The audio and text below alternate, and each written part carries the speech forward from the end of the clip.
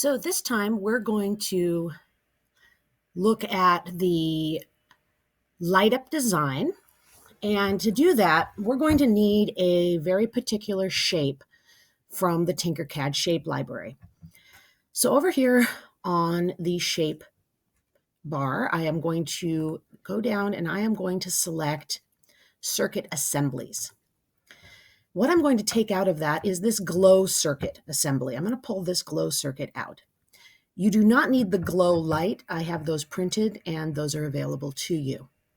Now, if you notice, looking at this glow cutout, it says scaling locked. That means you cannot resize it, because if you resize it either here or in the slicing software for the 3D printer, it will not fit the glow, which is what I provide you with a battery and then an LED light. So once you have this glow cutout, then you can go into all of the other basic shapes and you can pull these shapes out and you can make your design. For example, I'm going to pull out a paraboloid. Okay. It's a lot smaller than my glow cutout, so I'm going to resize it just by dragging around. Okay.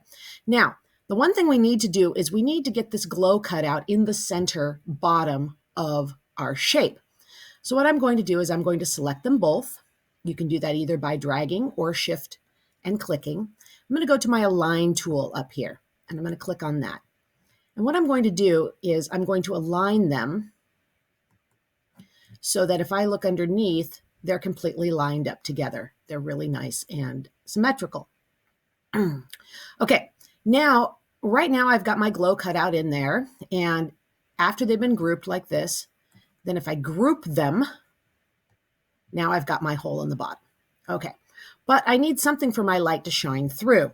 So I'm going to go back to my basic shapes, and I'm going to start getting a shape here. Maybe I want a star. So I'm going to take my work plane out. I'm going to put a star on it. I want it smaller. If I hold the shift key down while I resize, it resizes evenly. So I'm going to do that. Whoops. Undo that one. Didn't want it that big. I'm going to select them all. I want it kind of aligned in the middle. There we go. And maybe in the middle of my shape here. And then I'm going to make it into a hole.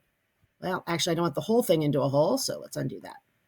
Unselect, pull my work plane back out, get rid of it. I'm going to turn my star into a hole. Okay. And then I'm also going to want to make sure that my hole goes into my item. Okay.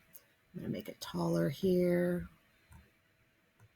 So it goes all the way in. We want it to intersect with that hole that we have inside. And I see it's doing that. Okay, and so then if I select them all, again, group them, now I've got a hole into the area. It doesn't look like an exact star because I didn't take my time. And the light can shine through. Okay, you will need to make your design out of at least 4 shapes. So that means you can't do what I did. You can't just pull one shape out and then cut one hole in it. You are going to need to use at least 4 shapes. You need to have at least 3 areas for your light to shine out from. That does not include this hole in the bottom. So your design can be made out of 4 shapes, 3 holes, and then you can go ahead and print it. When you put it on the slicer though, however, do not resize it on the slicer. That's one other thing to be careful with too, is to make sure this will fit on the build plate. Now I'm looking here, it's 60 millimeters by 67 by 66 tall.